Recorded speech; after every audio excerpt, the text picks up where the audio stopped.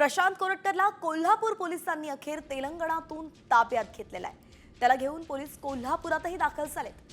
जुना राजवाडा पोलीस स्टेशनमध्ये त्याला आणण्यात येणार आहे आणि अटकेची प्रक्रिया पूर्ण केल्यानंतर वैद्यकीय चाचणी केली जाणार आहे। त्यानंतर त्याला कोर्टात हजर केलं जाईल आणि म्हणून आता कोरटकरला बेल मिळणार की जेल होणार याकडे सगळ्यांचं लक्ष लागलंय। शिवरायांचा अपमान प्रकरणी कोरटकरवरती सध्या ही कारवाई सुरू आहे। तर प्रशांत कोरटकरला तेलंगणातील मंचरियामधून पोलिसांनी ताब्यात घेतलाय। अनेक टोल नाके आणि सीसीटीव्हीची तपासणी पोलिसांकडून करण्यात आली आणि तेव्हा ते कोरटकरपर्यंत पोहोचले। प्रसार माध्यमातील काही घटनांच्या दिशेने सुद्धा तपास सुरू होता।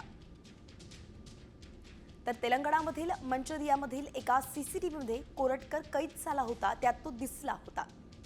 त्यानुसार कोल्हापूर पोलिसांचं पथक तेलंगणात पोहोचलं आणि कोरटकरला ताब्यात घेतलं। प्रशांत कोरटकरला उद्या कोल्हापूर न्यायालयात हजर केलं जाणार आहे, म्हणजेच आज त्याला कोल्हापूर न्यायालयात हजर केलं जाणार आहे।